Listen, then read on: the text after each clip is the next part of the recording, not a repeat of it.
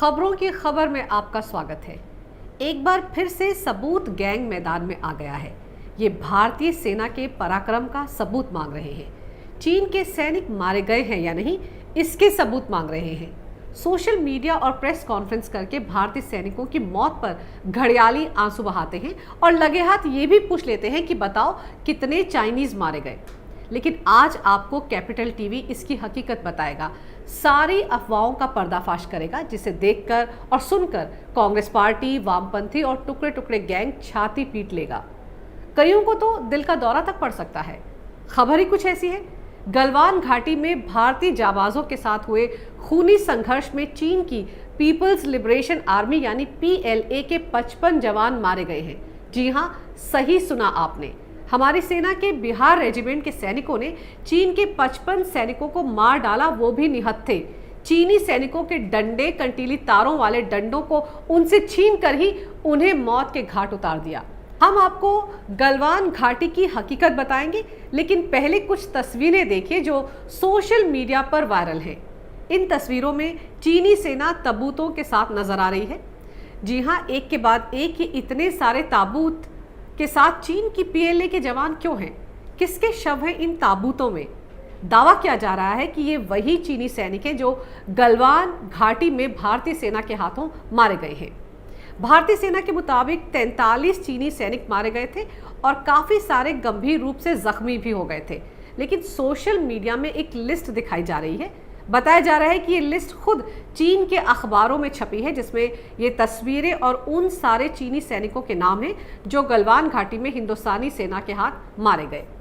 लेकिन ये लिस्ट 55 चीनी सैनिकों की है।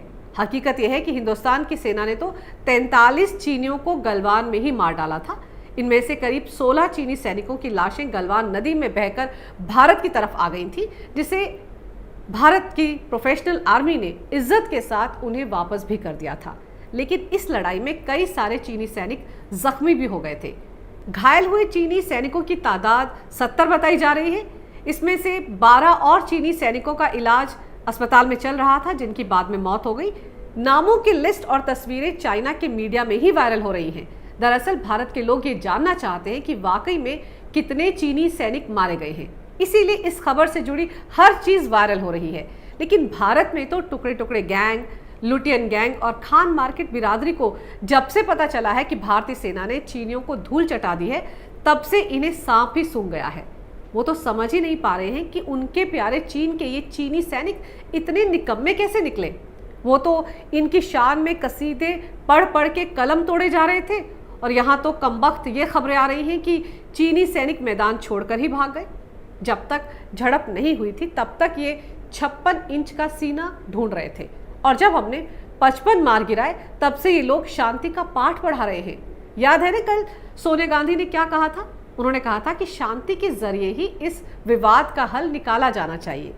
लेकिन इनकी कायरता देखिए, ये अभी भी कह रहे हैं कि चीन के सैनिक LAC पार करके भारत की तरफ आ गए थे।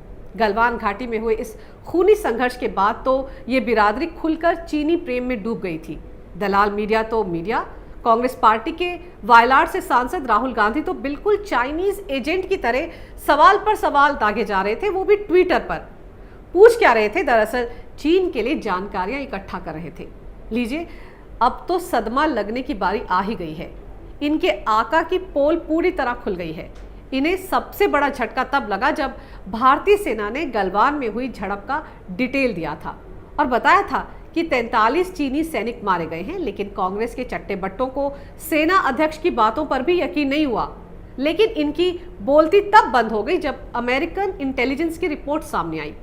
उसमें साफ साफ लिखा था कि हिंदुस्तान की सेना ने चीनियों को दौड़ा दौड़ा कर मारा है, वो भी बहुत बुरी तरह से। चीनियों को तो खुद डर लग रहा है कि बिना हथियार के निहत्थे ही भारतीय सैनिकों ने उनके जवानों का जो हाल किया है, अगर उनके पास हथियार होते तो पता नहीं वो क्या कोहराम मचाते। चीन दरअसल वो कम्युनिस्ट देश है जहां ना मीडिया को कुछ कहने की आज़ादी है, ना वहां की कम्युनिस्ट सरकार से वहां के लोगों को कोई सवाल पूछने का हक है। ऐसे में चीन की सरकार ने तो गलवान में मारे गए चीनी सैनिकों की सारी जानकारी छिपा ली थी। वहां की जनता को कोई भी बताने वाला नहीं था कि उनके कितने सैनिक मारे गए हैं गलवान वैली में। और तो और शी जिनपिंग की सरकार ने तो सोशल मीडिया पर इस बारे में कुछ भी लिखने वालों को धमकाना भी शुरू कर दिया था। लेकिन भारत में तो लोकतंत्र है, डेमोक्रेसी है, यहाँ तो सरकार हर बात पर पारदर्शिता बरतती है।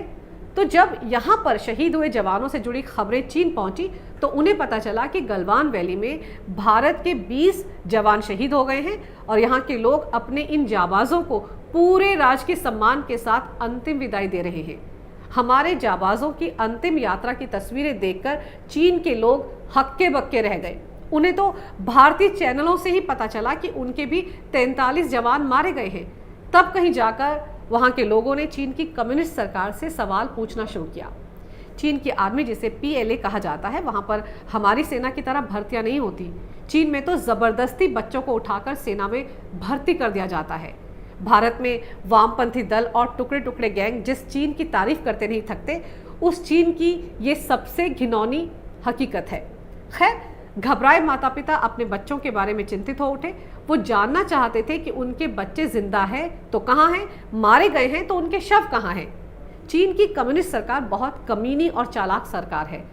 यहाँ भी इतने संवेदनशील मुद्दे पर उसकी चालबाजियां कम नहीं हुई।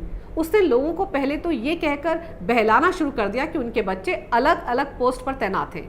फिर धीरे धीरे ये बताना शुरू कर दिया कि कहीं 2 सैनिक मारे गए हैं तो कहीं 4 मारे गए हैं।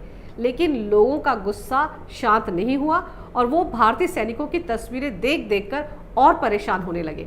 और इसीलिए चीन के सोशल मीडिया में लोगों ने सवाल पूछना शुरू कर दिया और खबर से जुड़ी रिप्रेजेंटेटिव तस्वीरों को शेयर करने लगे। जो उनके पास जानकारी थी उसकी लिस्ट बनाकर भी सोशल मीडिया पर शेयर करने लगे।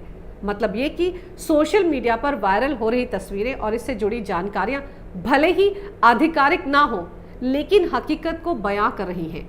यहाँ हमारे देश में चीन का एजेंडा चलाने वाले खान मार्केट गैंग और टुकड़े टुकड़े गैंग को खासतौर पर जानने और समझने की जरूरत है। चीन के लिए दलाली कर रहे देसी पत्रकारों को समझने की जरूरत है कि अगर वो चीन में रहकर वहां की वामपंथी सरकार से इतने सवाल करते ना, तो कब का इतिहास बन चुके होते। ये हिंदुस्तान का लोकतंत्र है जो इन जैसों को देश विरोधी जुबान बोलने पर भी कुछ नहीं कहता। खैर, चीन जैसे वामपंथी देश की नीतियां तो जन विरोधी हैं ही। सवाल पूछने वाली जनता का दमन करना ही तो उनकी खासियत है और ऐसे ही वामपंथ चलता है। चीन तो ऐसा देश है जिसकी नीति ही दूसरे देशों पर कब्जा करने की रही है, लेकिन इस बार उसे मुंह की खानी पड़ी है। गलवान घाटी में भारत से उलझना इस बार चीन को भारी पड़ गया। दरअसल चीन भूल गया था कि अब भारत में मोदी सरकार है। उसे लगता था कि 2014 से पहले के हालात हैं, उसके सैनिक जाएंगे और कुछ किलोमीटर के हिस्से पर चुपचाप कब्जा करके वापस भी लौट आएंगे। भारतीय सेना तो आला कमान के ऑर्डर का इंतजार करती रहेगी और वो तो कभी आएगा ही नहीं और चीन का काम बन जाएगा। याद दिला दूं कि पिछले 60 सालों में भारत ने करीब 43,000 वर्ग किलोमीटर का अपना एरिया चीन के हाथों गंवा दिया है। 1962 में कांग्रेस के शासन के दौरान अक्साई चीन का 37,244 वर्ग किलोमीटर का इलाका, यूपीए के समय में 2008 तक चुमुर क्षेत्र में टिया, पगांग और चौपसी घाटी का इलाका, 2008 में PLA ने डेमचौक में जोरावर किले को तबाह कर दिया था और 2012 में यूपी शासन के दौरान PLA ने वहां ऑब्जर्विंग पॉइंट को सेटअप किया था और 13 सीमेंट वाले घरों के साथ चीनी कॉलोनी भी बनाई थी। यूपीए शासन के दौरान 2008 से 2009 में डुंगती और डेमजोक के बीच भारत ने डूम चेले इलाके को भी गंवा दिया था।